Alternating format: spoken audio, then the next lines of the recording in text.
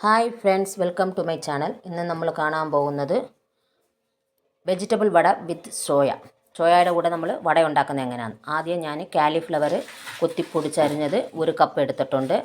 2 carrot അതുപോലെ ചീഹിയിൽ വെച്ച് ചീഹി നമ്മൾ എടുത്തിട്ടുണ്ട്. പിന്നെ സോയ 1 കപ്പ് വെള്ളത്തിലിട്ട് കുതിർത്ത് നല്ലപോലെ പിഴിഞ്ഞ് വെള്ളം കളഞ്ഞതിന് ശേഷം അത് മാറ്റി വെച്ചിട്ടുണ്ട്.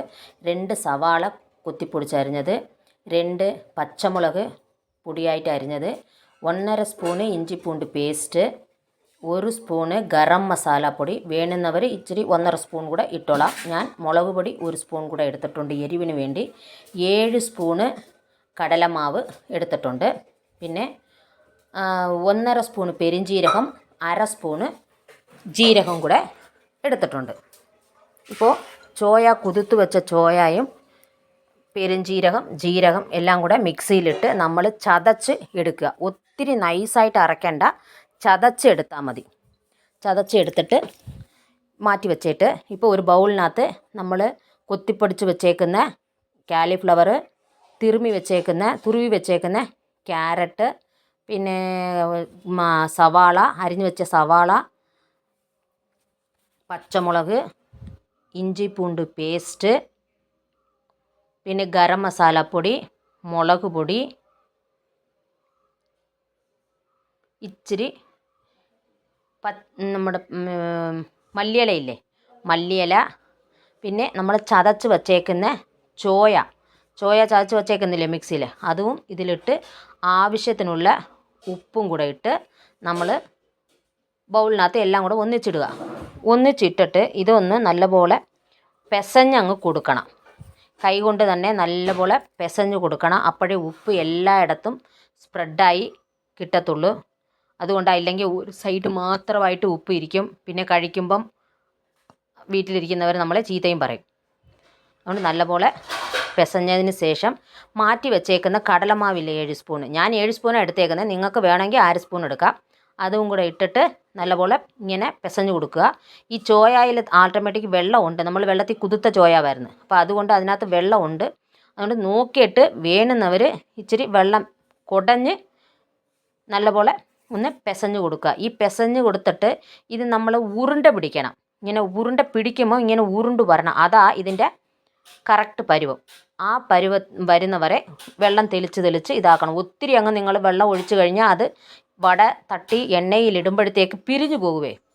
അപ്പോൾ ഈ പരുവത്തിന് നിങ്ങൾ കുഴച്ച് വെച്ചിട്ട് ഒരു 10-15 മിനിറ്റ് വെച്ചേക്കണം, സെറ്റാകാനായിട്ട് വെച്ചേക്കണം. ആ സമയത്ത് നമ്മൾ അടുപ്പയിൽ ഒരു പാൻ വെച്ചിട്ട് എണ്ണ ഒഴിച്ച് അത് ചൂടായി കഴിയുമ്പം ഇതുപോലെ അങ്ങ് ഉരുട്ടിയിട്ട് കൈ കൊണ്ട് തന്നെ ഇങ്ങനെ നടുക്ക് ഇങ്ങനെ അമർത്തി കൊടുത്തു കഴിഞ്ഞാൽ അത് റൗണ്ടായിട്ട് ഇങ്ങനെ വരും. അങ്ങനെ ചെയ്യാൻ പറ്റുന്നവർ അങ്ങനെ ചെയ്യുക. ഇല്ലയാ മറ്റൊരു കയ്യിൽ എണ്ണ ഇച്ചിരി തൂത്തിട്ട്, ഉള്ളം കയ്യിൽ ഇച്ചിരി എണ്ണ തൂത്തിട്ട് നമ്മൾ അതിൽ വെച്ച് തട്ടി കൊടുക്കുമ്പോഴും വട ഇതുപോലെ ഉരുണ്ട് വരും. അതുപോലെ ചെയ്തിട്ട് നമ്മൾ എണ്ണയിലിടുമ്പോൾ സൂക്ഷിച്ചിടണം. എന്താണെന്ന് വെച്ചാൽ എണ്ണ മേത്ത് തിരിക്കരുത്. അതുകൊണ്ട് ശ്രദ്ധിച്ച് ചെയ്യുക. ഇടണം. ഇങ്ങനെ എല്ലാ ഉരുണ്ടയും ഉരുട്ടി ഇതുപോലെ ഇട്ട് മീഡിയം ഫ്ലെയിമിൽ ആയിരിക്കും ആദ്യം നമ്മൾ എണ്ണ ചൂടാക്കിയത്. അപ്പോൾ ഇത് വട ഇടുമ്പോൾ മീഡിയം ഫ്ലെയിമിൽ തന്നെ വെക്കരുത്. എന്താണെന്ന് വെച്ചാൽ പെട്ടെന്ന് ഇത് മേൽഭാഗം വെന്തും ഉള്ളിലിരിക്കുന്ന സാധനങ്ങൾ വേവത്തില്ല. അന്നേരം അത് അങ്ങനെ ഇരിക്കും. അതുകൊണ്ട് തീ നല്ലപോലെ കുറച്ച് വെച്ചിട്ടേ നിങ്ങൾ ചെയ്യാവൂ. സിമ്മിലാക്കി വെച്ചതിന് ശേഷം വടയിട്ട് സിമ്മിൽ തന്നെ വെച്ച് നമ്മൾ വേവിക്കണം. 2 സൈഡും എടുത്ത ഉടനെ ഒരു 3 മിനിറ്റ് അങ്ങനെ വിട്ടേക്കുക. എന്താണെന്ന് വെച്ചാൽ ഉടനെ തിരിച്ചിട്ടാൽ അത് മൊത്തം പിരിഞ്ഞു പോകും. ഒന്ന് സെറ്റായി എണ്ണയിൽ വെന്ത് വരുമ്പോഴേ നമുക്കത് കറക്റ്റായിട്ട് ഇരിക്കത്തുള്ളൂ. അതുകൊണ്ട് ഒരു 3 മിനിറ്റ് അങ്ങനെ വെച്ചിരുന്നിട്ട് പിന്നെ അത് ഓരോന്നായിട്ട് തിരിച്ച് 2 സൈഡും തിരിച്ചിടുക. തിരിച്ചിട്ട് ഈ പരുവത്തിനാകും. ഇതണ്ട 2 സൈഡും കണ്ടോ വെന്ത് ഒരു ചുമപ്പ് കളറിൽ ഇങ്ങനെ ക്രിസ്പി ആയിട്ട് വന്നു. ഈ പരുവം ആയി കഴിയുമ്പം നമ്മൾ ഇതിനെ കോരിയെടുക്കാൻ പരുവമായി. ഇപ്പോൾ നമ്മൾ ഇത് കംപ്ലീറ്റ് അതിലിരുന്ന് എടുത്ത് വേറൊരു പാത്രത്തിലോട്ട് മാറ്റി വെക്കുക. അങ്ങനെ ഞാൻ കോരിയെടുത്ത് ഇത് വേറൊരു പാത്രത്തിലോട്ട് മാറ്റി വെക്കാൻ പോവാം. അപ്പം നമ്മൾ ചെറുതീയിലിട്ട് വേവിക്കുന്നത് കൊണ്ട് നമുക്ക് ഉള്ളു വെന്തിരിക്കും, എണ്ണയും ഒരുപാട് കുടിക്കത്തില്ല. പിന്നെ ഇത് നമ്മുടെ ചായയുടെ കൂടെ ഈവനിങ് സ്നാക്സായിട്ട് കഴിക്കാം.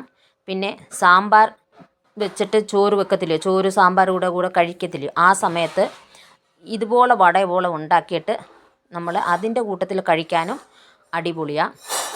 കാലിഫ്ലവർ ഇഷ്ടമില്ല എനിക്ക് എന്ന് പറയുന്നവർ പനീരില്ലേ, പനീർ അത് ഇതുപോലെ നമ്മൾ ഈ ക്യാരറ്റ് തിരുമുന്നതിനകത്ത് വെച്ച് ചീകത്തില്ലേ, അതുപോലെ വെച്ച് ചീകിയിട്ട് നമ്മൾ കാലിഫ്ലവറിന് പകരം യൂസാക്കി വട ഉണ്ടാക്കാം. ക്യാബേജ് ഇരിക്കുന്നവർ പനീർ ഇല്ല, ക്യാബേജ് ഉണ്ടെങ്കിൽ ക്യാബേജും യൂസാക്കാം. ഈ ചോയ ഇതിൻ്റെ കൂട്ടത്തിൽ വെജിറ്റബിളിൻ്റെ കൂട്ടത്തിൽ ചേർക്കുന്നത് എന്തുകൊണ്ടെന്ന് വെച്ചാൽ നമുക്ക് ആ ഒരു ഇറച്ചിയുടെ ഒരു ടേസ്റ്റ് കിട്ടും. അപ്പോൾ അതിന് വേണ്ടിയാണ് കഴിക്കാത്തവർ ഇത് കഴിക്കും. അതിന് വേണ്ടിയാണ് നമ്മൾ ഈ ചോയയും കൂടെ അതിൽ ചേർക്കുന്നത്. ഇപ്പം നമ്മുടെ വട റെഡിയായി. ഇത് ചായയുടെ കൂടെ ഈവനിങ് സ്നാക്സായിട്ട് കഴിക്കാം, ചോറിൻ്റെ കൂടെ കഴിക്കാം. അടിപൊളി സാധനമാണ്.